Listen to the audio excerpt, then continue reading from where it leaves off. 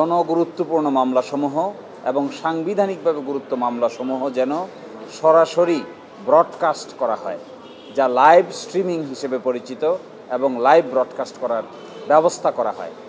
এই মামলাটি রিট পিটিশনটি আজকে শুনানি হয়েছে। মাননীয় আদালত সন্তুষ্ট হয়ে একটি রুল জারি করেছেন যে কেন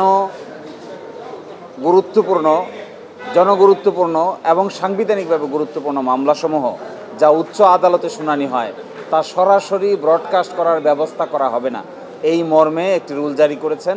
এবং আগামী 26শে জুন 2025 পরবর্তী আদেশের জন্য দিন নির্ধারণ করেছেন। আমরা আশা করব যে এই ব্যবস্থা যদি আমাদের উচ্চ আদালতে ইন্ট্রোডিউস করা যায়, ভারতের মতো, পাকিস্তানের মতো, ইংল্যান্ড, আমেরিকা সহ 21টা দেশের সিস্টেম আমরা দেখিয়েছি, যেখানে আমাদের চাইতেও আরও দুর্বল দেশেও এই ধরনের টেকনিক্যাল ব্যবস্থা চালু আছে।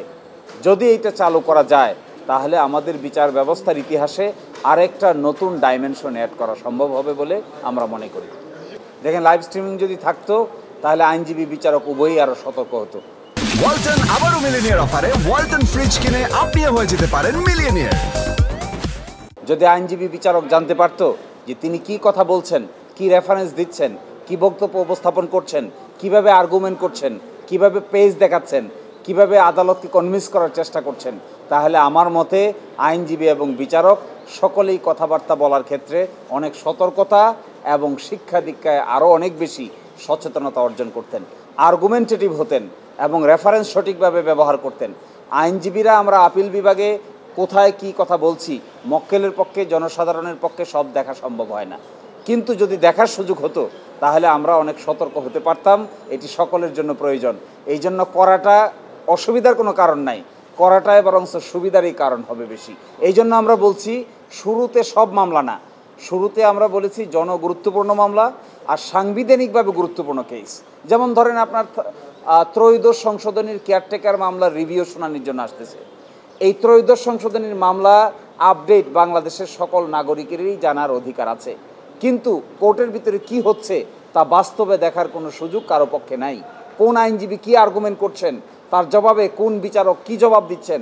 ইন্ডিয়ান সুপ্রিম কোর্টেরটা আমরা গুরুত্বপূর্ণ মামলা দেখতে পাই, আমরা দেখতে পাই ইংল্যান্ড, আমেরিকা, আইসিসি সহ গুরুত্বপূর্ণ কেসে, কিন্তু আমাদের সুপ্রিম কোর্ট দেখতে পাই না কেন?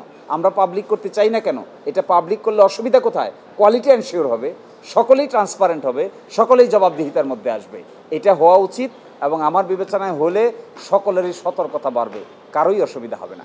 উকিল, আমাদের আইনজীবীদের মধ্যে যদি কোয়ালিটি বাড়ে আর কারো যদি ওকালতি বন্ধ হয়ে যায়, সেই ওকালতি বন্ধ হওয়ার বয়ে সেও কোয়ালিটি বাড়ানোর চেষ্টা করবে।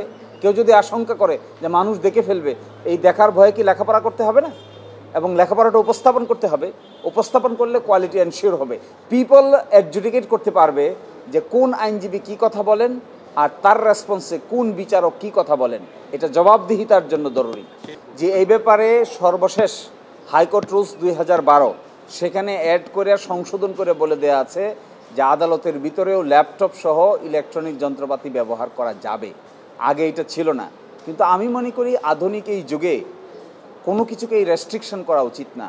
আমার আপনার কর্মকাণ্ড যদি ভালো হয় এটাও মানুষ জানা উচিত, আমার আপনার কর্মকাণ্ড যদি খারাপ হয় এইটাও মানুষ জানা উচিত। এখানে রেস্ট্রিকশনের কিছু নাই। এই জমানায় যেখানে এখান থেকে বসে আমেরিকান সুপ্রিম কোর্টের প্রেমিসেস আমরা দেখতে পাই, গুগল ব্যবহার করে আমরা ওই সমস্ত জায়গায় যেতে পারি, সেই জায়গায় আমরা এখন আদালতে ঢুকতে দিতে চাই না, ছবি নিতে দিতে চাই না। আমি মনে করি এগুলো এখনও সেকেলে ধারণা, আধুনিক ধারণা নয়। না, যে সমস্ত জায়গায় এগুলো হচ্ছে, যে সমস্ত জায়গায় এখানে আছে, সেই সমস্ত জায়গায় কি সিকিউরিটি প্রবলেম হচ্ছে?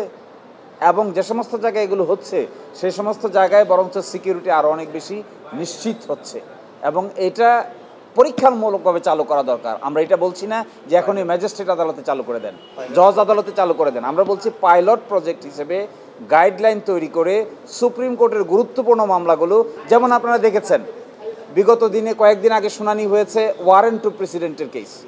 ওয়ারেন্ট টু প্রেসিডেন্ট কেস মানে হলো বাংলাদেশের নাগরিকদের রাষ্ট্রীয় মর্যাদা কার কী হবে তা নির্ধারণ করা হচ্ছে।